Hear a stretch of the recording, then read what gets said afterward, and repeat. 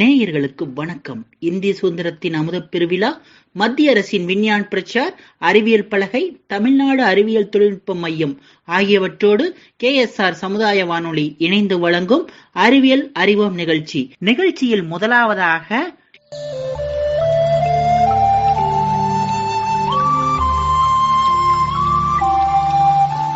அறிவியல் எங்கே? பங்கு பெறுபவர்கள் ரேணுகா, தஷ்பிகா மற்றும் அழகுமைதிலி அவர்கள். ரேணுகா, நான் உன்னை கேள்விப்பட்டேன், உண்மையா? என்னம்மா தஷ்பிகா கேள்விப்பட்ட? சொல்லுடா. கேள்விப்பட்டேன், உண்மையா இல்லையா? சொன்னாதானே எனக்கு என்னன்னு தெரியும். அறிவியல் சார்ந்த செயல் எங்கேயோ நிகழ்ந்திருக்குன்னு தெரியுமா உனக்கு? தெரியாதே எனக்கு.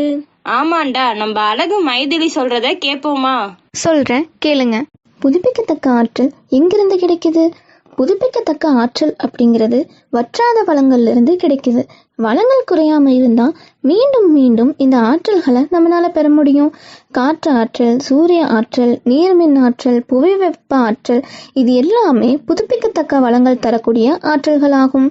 ஒன்றிலிருந்து மற்றொன்றா ஆற்றலை மாற்றலாம் அப்படிங்கிற கோட்பாட்டை அடிப்படையாக கொண்டதுதான் இந்த புதுப்பிக்கத்தக்க ஆற்றல். சூரிய ஆற்றல், நீர்மின் ஆற்றல், காற்று ஆற்றல், உயிர்ம பொருள் ஆற்றல் மற்றும் புவி வெப்ப ஆற்றல், இது எல்லாத்திலிருந்துமே நம்மளால மின் ஆற்றலை பெற முடியும். புதுப்பிக்கத்தக்க வளங்களோட ஆற்றலை பயன்படுத்துறதுனால அதிக நன்மைகள் நமக்கு கிடைக்குது. இது பூமியோட இயற்கை வளங்களையும் குறைக்கிறது இல்ல, சுற்றுப்புற சூழலுக்கு உகந்ததாகவும் அமையுது. குறைந்த அளவு மாசு, அப்படி இல்லைன்னா மாசற்ற நிலையே இந்த பூமிக்கு உருவாக்கி தருது. இப்ப தெரிஞ்சுக்கிட்டீங்களா அறிவியல் சார்ந்த செயல் எங்க நடந்ததுன்னு? தெரிஞ்சுக்கிட்டோம்.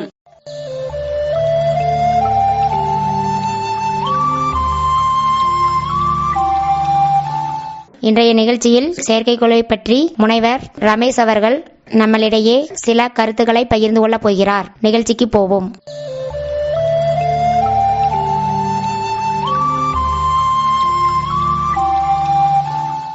பண்பலை வானொலி நேயர்களுக்கு வணக்கம்.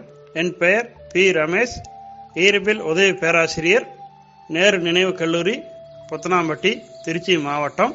மேலும் Tamil Nadu astronomy and science society என்று அழைக்கப்படும் டாஸில் செயற்குழு மற்றும் பொதுக்குழு உறுப்பினராக உள்ளேன். மேலும் மண்டல ஒருங்கிணைப்பாளராகவும் செயல்பட்டு வருகிறேன். உலகின் முதல் செயற்கைக்கோள் எது? 1957 ஆண்டு சோவியத் ஒன்றியத்தால், அதாவது இப்பொழுது ரஷ்யா என்று அழைக்கப்படும் சோவியத் ஒன்றியத்தால் ஸ்புட்னிக் 1 என்கிற முதல் செயற்கைக்கோள் விண்வெளியில் செலுத்தப்பட்டது. அந்த செயற்கைக்கோள் பூமியை கோளப்பாதையில் சுற்றி வந்தது. இந்த செயற்கைக்கோள் புவியின் கோளப்பாதையில் மாற்றத்தை கணக்கீடு செய்தது. மேலும் அயன மண்டலத்தில் நிகழக்கூடிய ரேடியோ செய்திகளை கொண்டு பூமிக்கு தகவல்களை அனுப்பியது.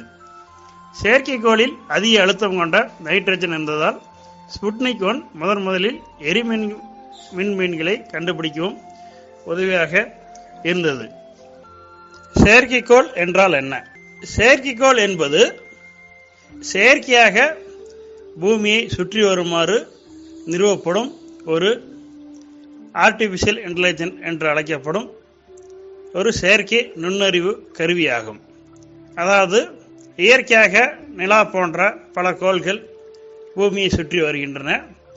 அதே போன்றே நாம் மனிதனால் உருவாக்கப்பட்ட செயற்கையாக நிலவை போல் பூமியை சுற்றி வருமாறு அமைக்கப்படும் ஒரு நுண்ணறிவு கருவியை செயற்கைக்கோள் என்று அழைக்கிறோம். இதுவரை எவ்வளவு செயற்கைக்கோள்கள் செலுத்தப்பட்டுள்ளன? இதுவரை 9000க்கும் மேற்பட்ட செயற்கைக்கோள்கள் இந்த புவியில் செலுத்தப்பட்டு உள்ளன.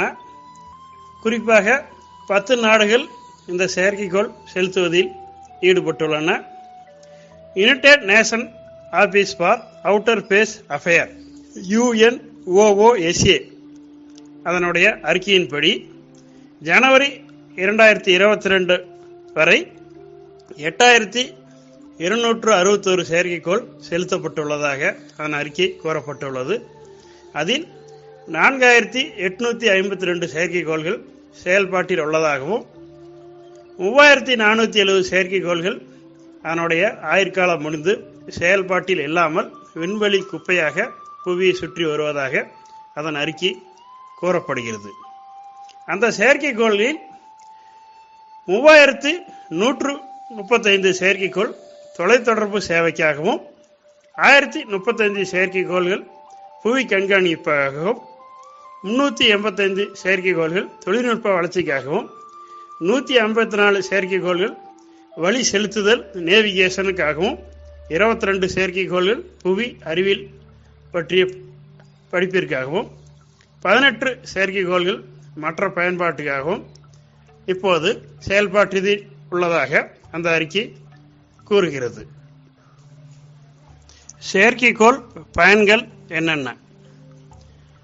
செயற்கைக்கோள் இல்லாமல் இப்பொழுது நாம் வாழவே முடியாது என்கிற நிலைமைக்கு வந்துள்ளோம்.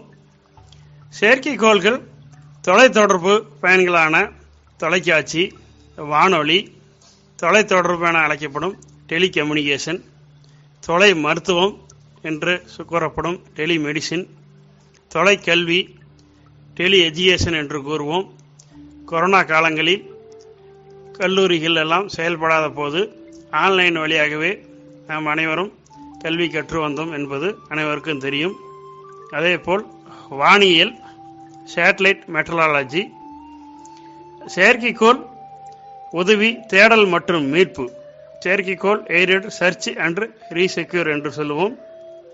அதேபோல் நிலையான நேரம் மற்றும் அதிர்வெண் செய்தி பரப்பல் சேவைகள், standard time and frequency signal டிசார்சன் சர்வீஸ்.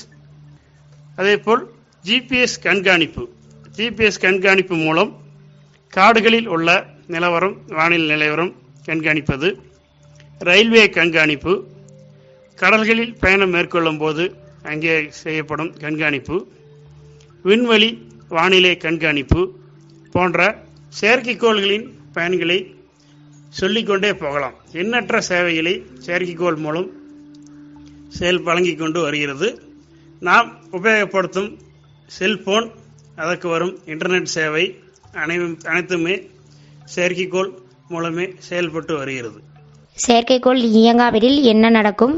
செயற்கைக்கோள் சேவை 1 மணி நேரம் உலகில் இயங்காவிட்டால் நம் உலகில் உள்ள அனைவரின் இயல்பு நிலை ஒட்டுமொத்தமாக பாதிக்கப்படும் என்பது நிறைய பேருக்கு தெரிந்தது.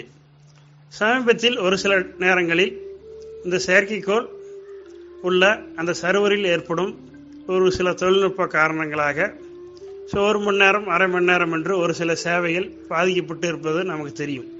அப்போது அந்த சேவையை பெற முடியாமல் நாம் அனைவரும் மிகவும் கடுமையான சிரமத்துக்கு ஆளானோம் என்பதும் அனைவருக்கும் தெரிந்தது. ஆகையால் செயற்கைக்கோள் இன்றி இனிமேல் மனிதனால் வாழ முடியாது என்ற நிலைமைக்கு வந்துள்ளோம். ரஷ்யாவின் ஸ்புட்னிக் 1 செயற்கைக்கோள் ஏவப்பட்ட அக்டோபர் 4 முதல் அக்டோபர் 10 முடிய உலக விண்வெளி வாரம் ஒவ்வொரு ஆண்டும் கொண்டாடப்பட்டு வருகிறது. அதாவது 1957 அக்டோபர் 4 மனிதனால் உருவாக்கப்பட்ட முதல் செயற்கைக்கோள் விண்வெளியில் செலுத்தப்பட்டது. 1967 அக்டோபர் 10 விண்வெளி கோட்பாடுகள் மாநிலங்களின் செயல்பாடுகளை காணல், அமைதியான முறையில் சந்திரன் மற்றும் இதர கோள்களுக்கு விண்வெளி பயணங்கள் குறிப்பிட்ட ஒப்பந்தங்கள் கையெழுத்திடப்பட்டது.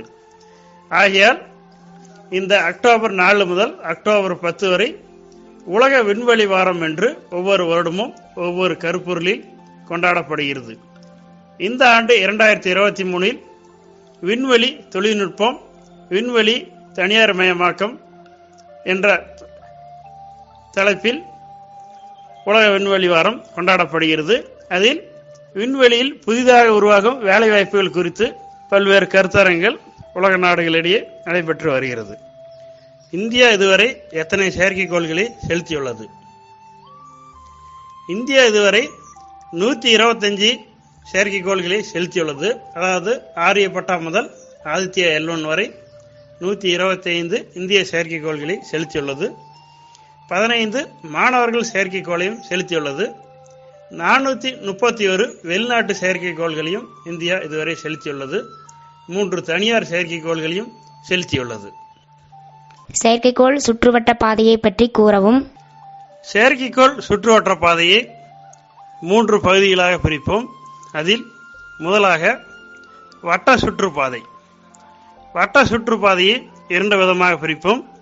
அதாவது புவி மையமாக கொண்டு வட்டமாக சுற்றும் வட்ட சுற்றுப்பாதை. மற்றொன்று புவியை ஒரு குவியமாக கொண்டு சுற்றும் நீள்வட்ட பாதை என்று வட்டப்பாதையை வைத்து இரண்டு விதமாக பிரிப்போம். அடுத்து புவி சுற்று பாதை. புவியை வைத்து எவ்வாறு சுற்றுகிறது என்பதை மூன்று விதமாக பிரிப்போம். முதலாவது பூமியை மையமாக வைத்து பூமத்திய ரேகையை சுற்று பாதை. அதாவது பூமியின் மையத்தில் இருக்கும் பூமத்திய ரேகையை வைத்து அதன் திசையில் சுற்றும் பூமத்திய ரேகை சுற்றுப்பாதை. இரண்டாவது துருவ சுற்றுப்பாதை. துருவ அதாவது போலார் ஆர்பிட்டர் என்று கூறுவோம். ஸோ மேலும் கீழுமாக சுற்றும் துருவ சுற்றுப்பாதை. மூன்றாவது இன்க்ளைன் என்று கூறப்படும் சாய்ந்த சுற்றுப்பாதை. அதாவது மூளை வட்டமாக சுற்றும் சாய்ந்த சுற்றுப்பாதை என்று புவி சுற்றுப்பாதையை மூன்று விதமாக பிரிப்போம். உயரத்தை வைத்து நான்கு விதமான சுற்றுப்பாதையை பிரிப்போம். அதில் முதலாவது புவி ஒத்திசைவு சுற்றுவட்டப்பாதை. புவி ஒத்திசைவு சுற்றுவட்டப்பாதை என்பது புவியிலிருந்து 35,786 கிலோமீட்டர் உயரத்தில் இந்த செயற்கைக்கோள் நிலைநிறுத்தப்படும். இந்த செயற்கைக்கோள் பூமி எவ்வளவு வேகத்தில் சுற்றுகிறதோ அதே வேகத்தில் தொடர்ந்து சுற்றி கொண்டே இருக்கும். 24 மணி நேரமும் புவியின் ஒரு இடத்தை கண்காணித்துக் கொண்டே இருக்கும்.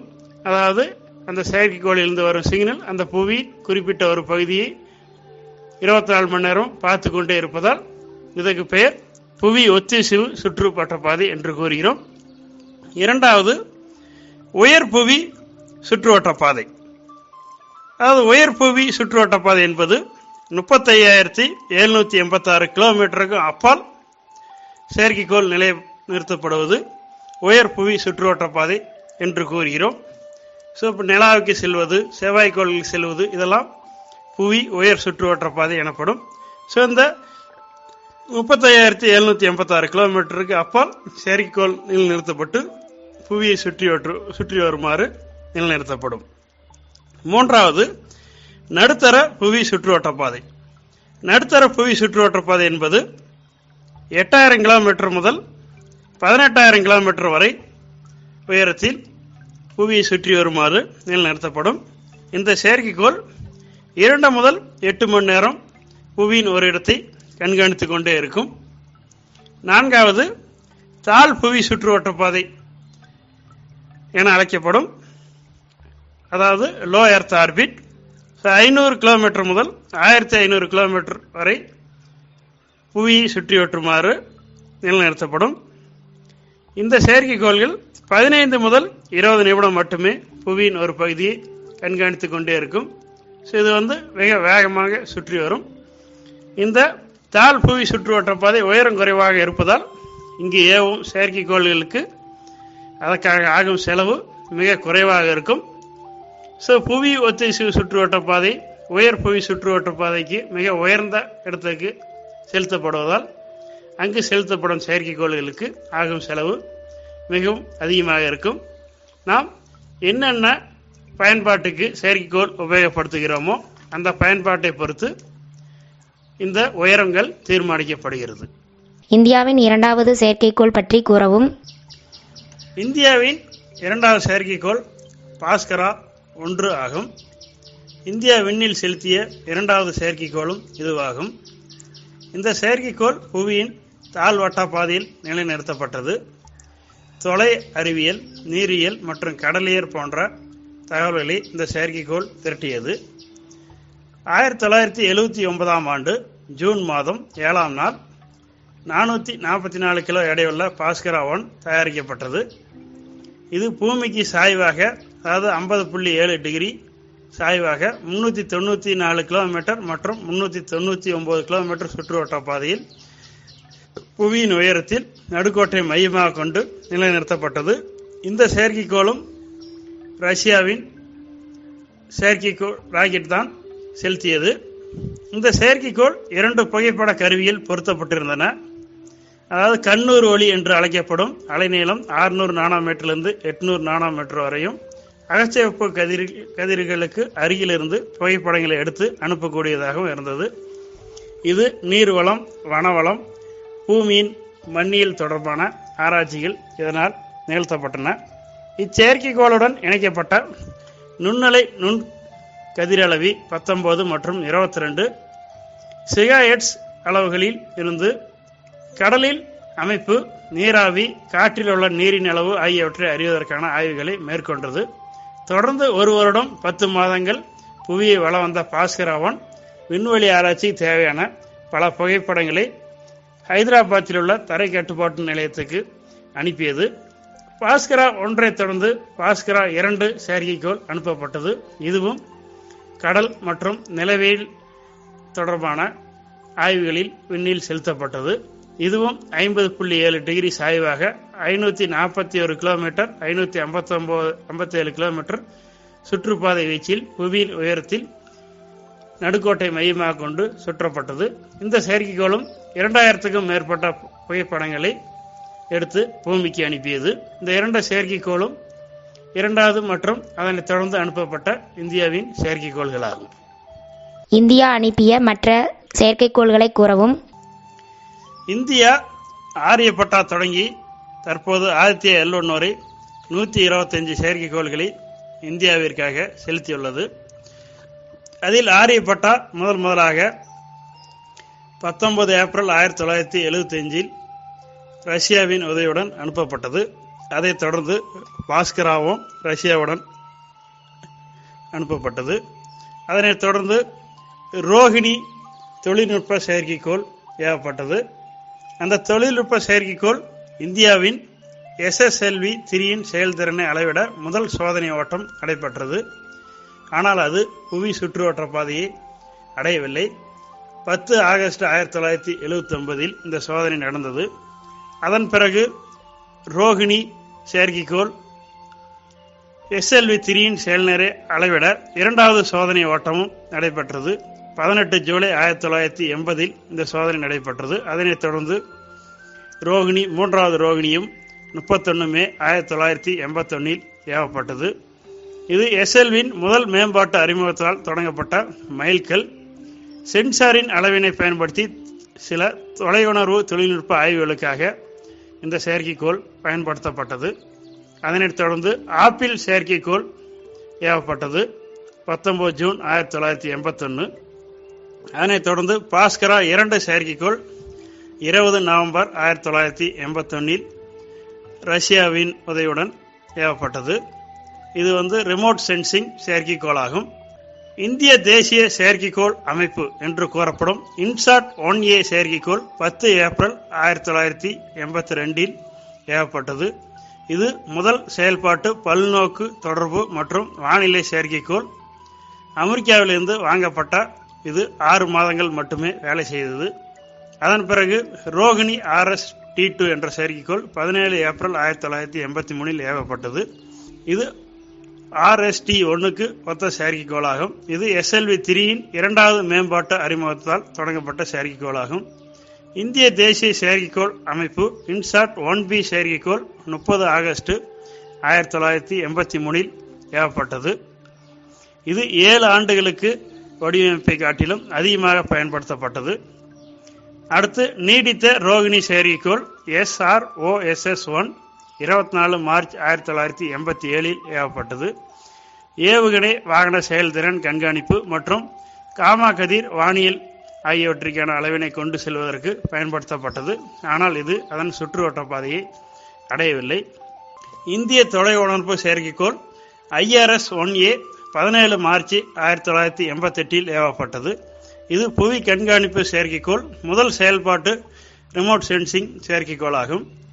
நீடித்த செயற்கைக்கோள் வரிசை SROSS-2 13 ஜூலை 1988 ஏவப்பட்டது.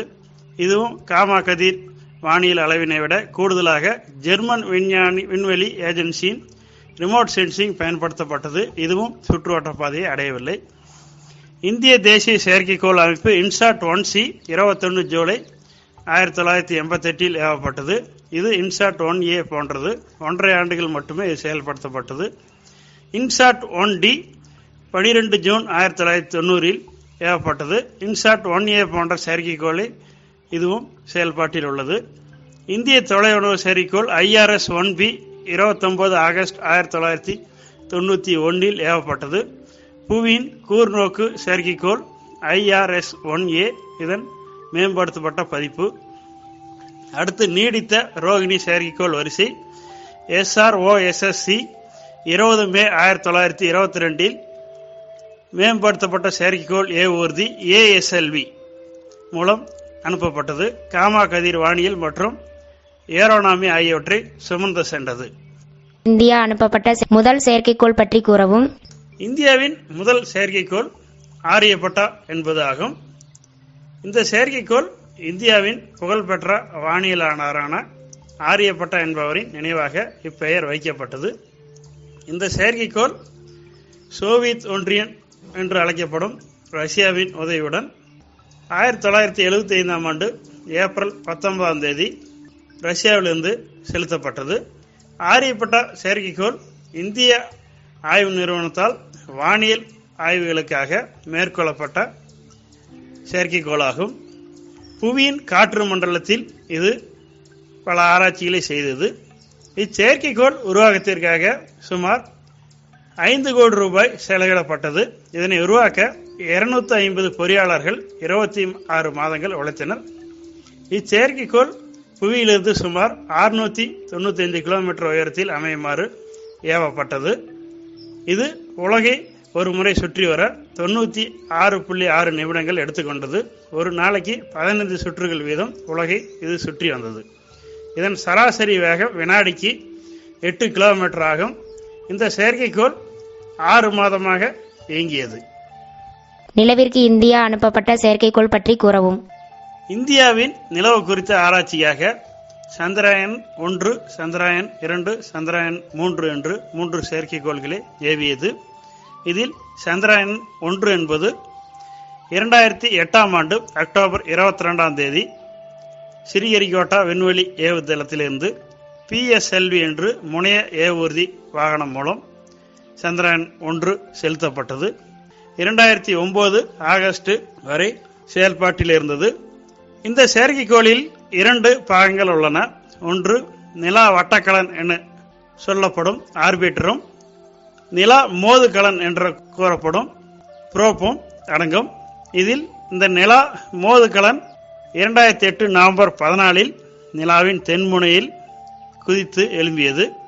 இந்தியா நிலாவில் ஒரு பொருளை வைத்து வெற்றி கண்ட 4ஆம் நாடாக மாறியது. இந்த சந்திரயான் 1 விண்கலம் நிலவில் நீர் இருப்பதை ஆய்வு செய்து கண்டுபிடித்தது. இந்த சந்திரயான் 1 திட்ட இயக்குநராக நமது தமிழகத்தை சேர்ந்த மயில்சாமி அண்ணாதுரை இருந்தார் என்பது குறிப்பிடத்தக்க விஷயமாகும். சந்திரயான் 1 வெற்றியை தொடர்ந்து சந்திரயான் 2 அனுப்பப்பட்டது. இந்த சந்திரயான் 2 2019 ஜூலை 22 அன்று GSLV Mark 3 ராக்கெட் மூலம் ஏவப்பட்டது. இந்த செயற்கைக்கோளில் நிலவின் சுற்றுக்கலன், தரையிறங்கி, தரை ஊர்தி ஆகிய 3 பாகங்கள் இந்த செயற்கைக்கோளில் இருந்தது.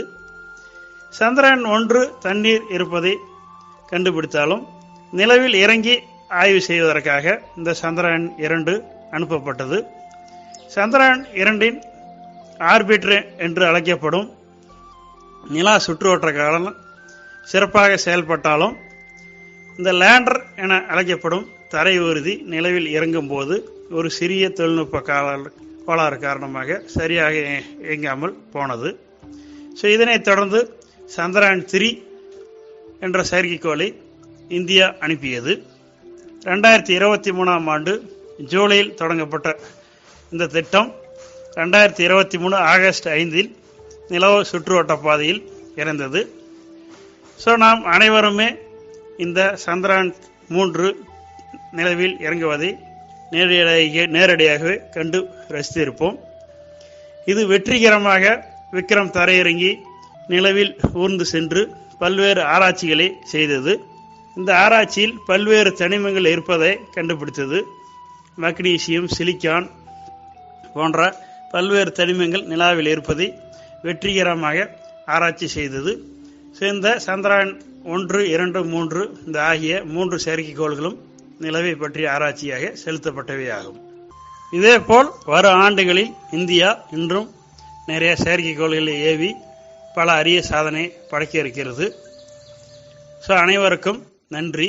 ஜெய்ஹிந்த், வளர்க இந்தியா, வாழ்க பாரதம். இந்த வாய்ப்பு வழங்கிய பண்பலை வானொலி நிர்வாகத்தினர் அனைவருக்கும் என்னுடைய மனமார்ந்த நன்றியை தெரிவித்துக் கொள்கிறேன். நன்றி, வணக்கம்.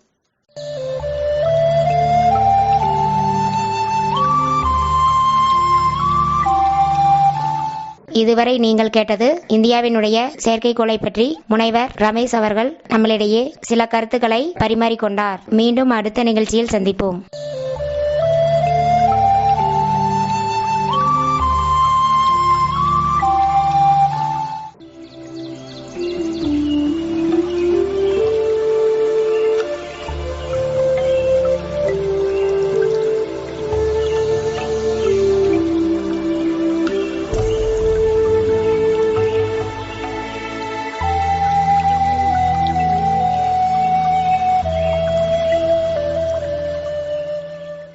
நேயர்கள் இதுவரைக்கும் KSR சமுதாய வானொலி அலைவரிசை 90.4 கேட்டு ரசித்த நிகழ்ச்சி அறிவியல் அறிவோம் நிகழ்ச்சி. மேலும் இந்நிகழ்ச்சியை நாங்கள் தயார் செய்ய உதவிய இந்திய சுதந்திரத்தின் அமுதப் பெருவிழா, மத்திய அரசின் விஞ்ஞான் பிரச்சார், அறிவியல் பலகை, தமிழ்நாடு அறிவியல் தொழில்நுட்ப மையம் ஆகியவற்றிற்கு KSR சமுதாய வானொலி சார்பாக நன்றியை தெரிவித்துக் கொள்கிறோம். நன்றி, வணக்கம்.